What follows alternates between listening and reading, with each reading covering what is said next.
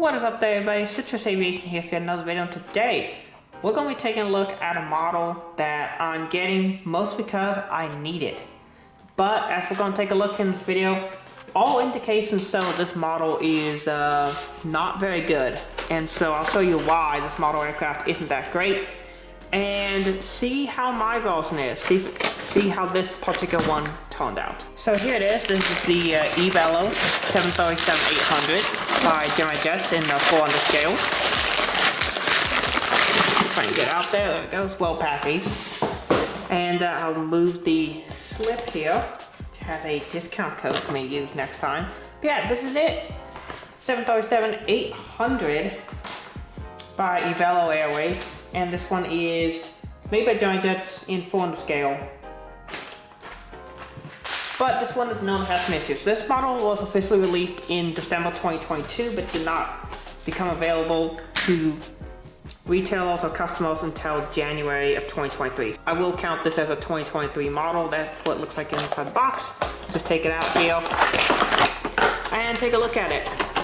So I do not buy that many Gemini Jets 737s as of recently, the last few years. And you'll see some reasons why.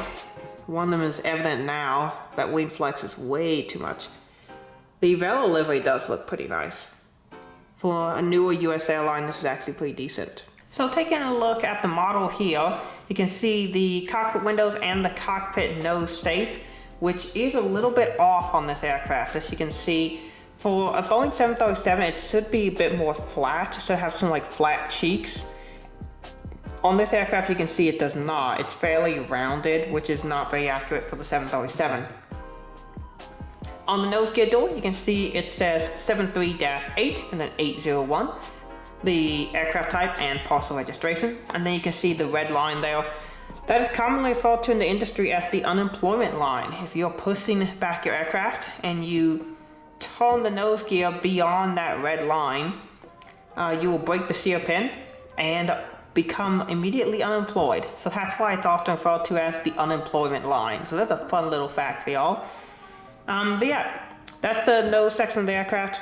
It does feel like the nose gear doors are a little bit large as well, but that's not too big of a complaint. Honestly, the nose shape is more of an issue, if anything else.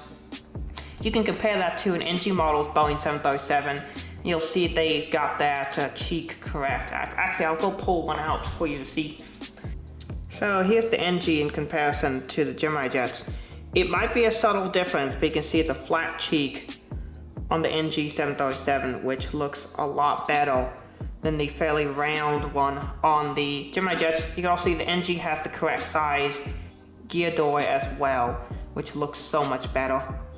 Alright, moving down, we have the L1 door and some information about the airline there. I'm not exactly sure what it says, but it probably has some awards or things that they won.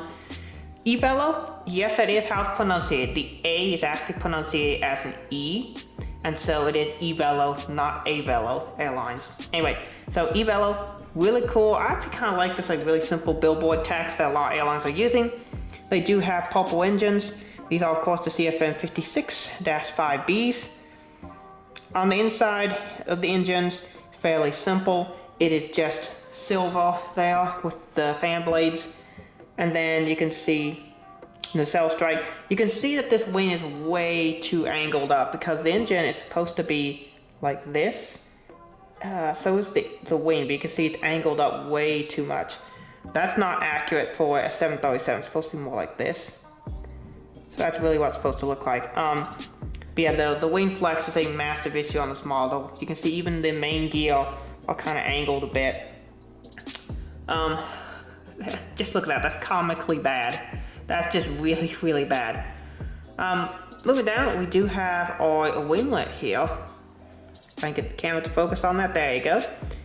It has the logo, which is kind of a neat little logo with yellow, white, and blue kind of angles there, pretty cool. You can see that the wing just looks so bad. You can even see the gear are tilted, so the gear are attached or glued onto the wings. You can see they're just way too angled up. That's just completely incorrect. The antenna up top, overwing emergency exits. Registration, we have November 801 X-ray Tango. And we have our ADF antenna, or sorry, correction, ELT antenna here. On the top of the model, that is the ADF1 antenna. And then behind here, this should be the ADF2 and 3 antenna, but Gemini Jets does not put that detail on their models. The Avelo tail looks pretty nice overall, as you can see. And the APU housing detail looks fine with tail strike, so that's not an issue. The underside has the logo for the airline. I love it when airlines do this. I think it's great. You can see a stand hole if you want to put a stand there. Gear doors, which actually look fairly decent, and the Gemini Jets logo. On the other side, of course, you have your forward and rear cargo compartments, and of course NAC ducts. So this model actually overall looks decent if it wasn't for the massive QC issues, and of course the nose shape being incorrect and the gear doors being too large. So you could just see it's comically bad. Like, this is just really, really bad. So yeah, it's not ideal at all. One new thing that you're going to see here in 2024 is I'm bringing back the citrus caliber rating, which I haven't used since the last video of 2022. I talked about the worst model of that year, and now we're talking about the worst model of 2023. This is the Gemini Jets Avelo 7800, and I have the citrus caliber rating for it, and I'll be doing that for all of the models that I do reviews of or talk about here in 2024. So let's get started with the rating. You can see it up on the screen. Packaging gets 8 out of 10. It does a pretty good job of protecting the model, but nothing special. Of course, the Gemini Jets box art is something that some people don't like, but I like it because it's actually a pretty good design. The mold is actually fairly decent. It's their 737-800 mold, and it's, alright. It's nothing really to complain about too much. It's, it's fine. It's not wonderful, but it actually is a decent mold. It has lack of antennas on the bottom, and of course the nose shape is a bit off, but other than that, it's fine. Accuracy, 5 out of 10. And of course that comes from the massive wing flex. Took 5 points for that, and of course the oversized landing gear took a point off for that. Paint is actually pretty decent on this model. Gemini Jets does a pretty good job with the paint, and I couldn't find any major defects on this aircraft. Gear, 7 out of 10, because 2 are crooked and 1 has an oversized nose gear. Aerials, I mean, it has 2. There are 3 that are missing from this aircraft from the underside, but Gemini Jets chooses not to do that, so 4 points taken for that. Features, 7 out of 10, nothing special, has rolling gear, that's about it.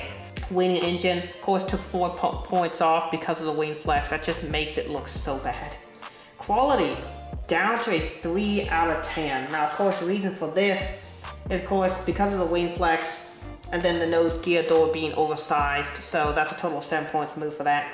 And then collectability, unfortunately, the reality is the collectability of this model is actually fairly high, 9 out of 10, just because this is the only Avelo model that exists right now. No one else has made one, and until NG Models finally gets around to making these, we're not going to get another Avelo model, very likely. I mean, Phoenix won't do it.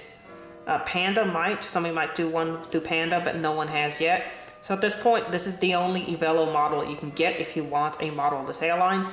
It's just unfortunate that this is quite a travesty of a model. So it gets a 69 out of 100, which is the second worst score I've ever given to any model airplane.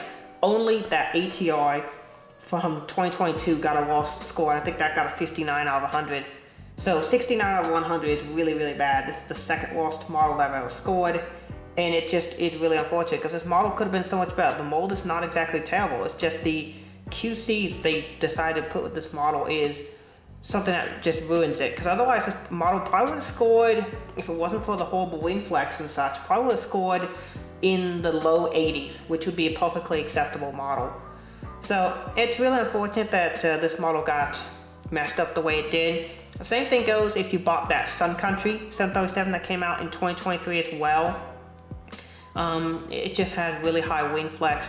The Delta 737-800 they released in 2023 with the Atlanta Braves World Series Championship livery, that one doesn't have as bad wing flex, and so if I was to ever get that model, it would probably score better because of that. But unfortunately, I got this one, and this was by far the worst model of 2023. So that's really unfortunate there. So to end the video, I want to explain why I bought this model. You inquisitive viewers might know that I generally stay away from models that I don't think are going to be very good if I can. I try and buy higher quality models, either from NG or Gemini or whoever's making the best quality model for that aircraft I'm looking for. So why did I buy this one?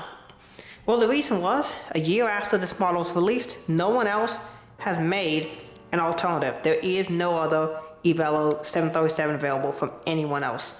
Gemini is still the only company that's made one in either 200 or 400 scale. And so as a result, I have to get this one. I would have thought by now NG would have made one, because they have a tendency to like to make these kind of models, but they have not released one yet. And so as a result, I was like, well, I need it for this airport that I'm walking on right here, right now. And you can see the airport in the background there. I need it for this airport. You can see Breeze also flies to this airport.